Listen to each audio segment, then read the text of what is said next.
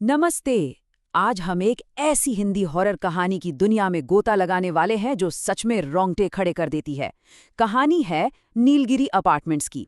ये सिर्फ एक इमारत नहीं है, ये एक ऐसा ढांचा है जिसके खंभों में सिर्फ कंक्रीट नहीं बल्कि खून और बहुत गहरे राज छिपे हैं। तो चलिए साथ मिलकर इस इमारत के दरवाजे खोलते हैं। कहानी की शुरुआत ही एक चेतावनी से होती है। एक चौकीदार के मुंह से निकले ये शब्द, आज की रात बहुत भारी है। सुनने में तो आम लगते हैं, है ना? पर ये बस शब्द नहीं, ये आने वाले खतरे का एक बहुत बड़ा इशारा है। और बस यहीं से कहानी हमें अपनी गिरफ्त में लेना शुरू कर देती है और उस अंधेरी तूफानी रात में खींच कर ले जाती है।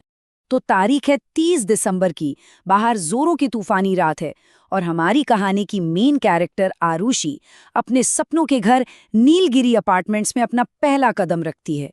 बेचारी को इस बात का जरा भी अंदाजा नहीं था कि ये घर उसके सपनों का आशियाना नहीं बल्कि उसके डर का आखिरी ठिकाना बनने वाला है। और पहली ही नजर में ना, खतरे के सारे सिग्नल एकदम साफ थे। वो सीलन भरी दीवारें, हवा में एक अजीब सा दम घोटने वाला भारीपन, और सबसे बढ़कर वो चौकीदार रामू काका, उसकी सफेद बेजान आंखें और वो अजीब सी डरावनी मुस्कान। उफ, ऐसा लग रहा था मानो इमारत खुद ही अपनी खौफनाक कहानी सुनाने को बेताब हो। और फिर रामू काका कहता है, स्वागत है बेटी, हम सब तेरा ही इंतजार कर रहे थे। अब ये शब्द स्वागत से ज्यादा किसी गहरे जाल का हिस्सा लग रहे थे। हम सब? कौन हम सब? ये एक ऐसा सवाल था जो आरुषि के मन में आया तो, पर दिन भर की थकान के आगे उसने इसे नजरअंदाज कर दिया। और बस यही उसकी सबसे बड़ी भूल साबित हुई।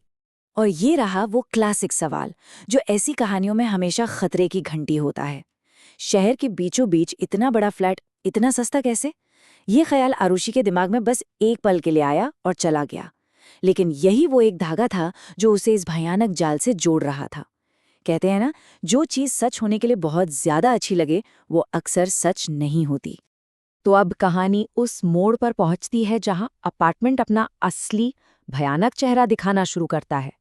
अब तक जो सिर्फ एक बेचैनी थी ना, वो अब सीधे सीधे खौफ में बदलने वाली थी। अब ये सिर्फ एक इमारत नहीं है, ये एक जिंदा, सांस लेता हुआ और भूखा जाल बन चुका है जिसमें आरुषि पूरी तरह से फंस चुकी है। वक्त होता है ठीक रात के 11:30 बजे। घर का वो लैंडलाइन जो सालों से बंद पड़ा था अचानक बज उठता है और दूसरी तरफ से एक धीमी फुसफुसाती हुई डरावनी आवाज आती है, दरवाजा खुला छोड़ दो आरुषि, हम सब आ रहे हैं। फिर वही हम सब। कौन है ये लोग और क्यों आ रहे हैं? बस इस एक कॉल ने आरुषि के दिल में दहशत भर दी। कॉल करते ही उसके मोबाइल पर एक नोटिफिकेशन आता है और उसे देखकर उसका दिल दहल जाता है। Main door unlocked. वो दरवाजा जिसे उसने अभी अभी खुद लॉक किया था अब अपने आप धीरे धीरे खुल रहा था। ये वो पल था जब अलौकिक ताकतें खुलकर सामने आ गईं और आरुषि को ये समझ आ गया कि वो इस घर में अकेली नहीं है। और यहाँ से शुरू होता है एक भयानक लूप, एक ऐसा चक्रव्यूह जिससे निकलना नामुमकिन था। वो लिफ्ट की तरफ भागती है, लिफ्ट का दरवाज़ा खुलता है और सामने होता है उसी का फ्लैट। वो सीढ़ियों की तरफ भागती है, एग्जिट का दरवाज़ा खोलती है और खुद को वापस अपने ही फ्लैट के सामने पाती है। हर रास्ता, हर दरवाज़ा, हर कोशिश उसे वापस उसी अपार्टमेंट नंबर 1312 में लाकर पटक देती है। इमारत ने उसे जकड़ लिया था, अब भागने का कोई रास्ता नहीं था। और जब भागने के सारे रास्ते बंद हो जाते हैं तब शुरू होता है असली खौफ। पहले तो दीवारें फुसफुसाने लगती हैं और फिर उनमें से खून रिसने लगता है। दीवारों का पेंट उखड़कर गिरने लगता है और उसके नीचे से इंसानी बाल, हड्डियां और अंदर से बाहर की तरफ धकेलते हुए हजारों हाथों के निशान दिखने लगते हैं। ऐसा लग रहा था मानो इमारत की नींव में दफन सारी आत्माएं अब बाहर आना चाहती हों। इसी खौफ और दहशत के बीच जब हर उम्मीद खत्म होती दिख रही थी, आरुषि को सोफे के नीचे से एक पुरानी खून से सनी हुई डायरी मिलती है। और ये डायरी इस इमारत के काले इतिहास का वो राज खोलने वाली थी, एक ऐसी कहानी जो सिर्फ स्याही से नहीं बल्कि खून और धोखे से लिखी गई थी। तो डायरी से सारा राज खुल जाता है।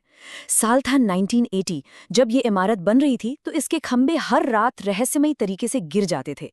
तब बिल्डर, जो कि आरुषि का दादा ही था, एक तांत्रिक से मिला और तांत्रिक ने शर्त रखी, इस इमारत की नींव में 11 इंसानों की बलि देनी होगी। लालच में आकर बिल्डर ने 10 मजदूरों की बलि तो दे दी, लेकिन जब 11वीं बलि, जो कि उसके अपने परिवार से होनी थी, उसकी बारी आई तो वो मुकर गया। नतीजा, बिल्डर की उसी साइट पर एक एक्सीडेंट में मौत हो गई। उसने 10 बेगुनाहों की जान तो ले ली, पर आखिरी बलि ना देकर उसने इस इमारत को हमेशा के लिए प्यासा छोड़ दिया। और यही प्यास अब 45 साल बाद अपना हक मांगने आई है। ये भयानक सच जानकर आरुषि की तो जैसे दुनिया ही उजड़ गई। वो कांपते हुए हाथों से इंटरकॉम उठाती हैं और उस एक इंसान को फोन करती है जो उसे लगता है कि उसे बचा सकता है, रामू काका। उस पल में वो उसे अपना आखिरी सहारा मान रही थी। और अब हम कहानी के आखिरी और सबसे ज्यादा खौफनाक मोड़ पर पहुंचते हैं। आरुषि की मदद की पुकार अनसुनी तो नहीं रही, लेकिन जो मदद आई वो उसकी उम्मीदों से बिल्कुल परे थी। यहाँ मदद की उम्मीद सबसे बड़े धोखे में बदलने वाली थी और जाल अब पूरी तरह से कस चुका था।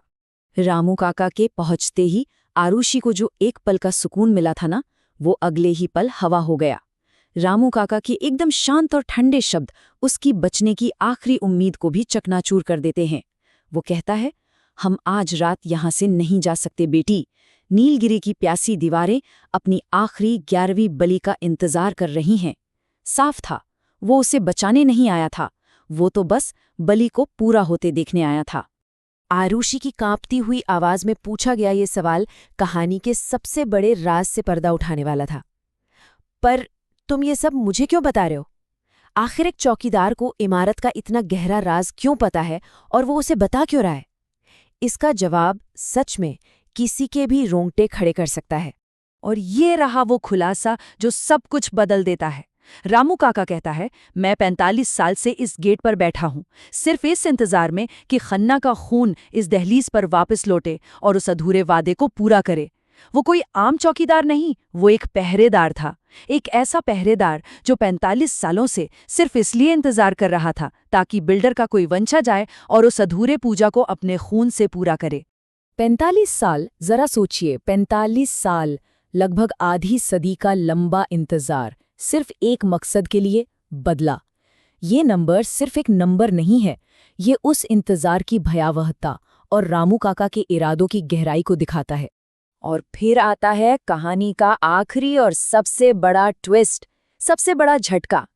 रामू काका कहता है, मैं भी उन 10 मजदूरों में से एक था जिन्हें इस नींव में जिंदा चुनवा दिया गया था। रामू काका इंसान है ही नहीं, वो उन 10 मारे गए मजदूरों में से एक की आत्मा है जो इस पूरे जाल का रचयिता है।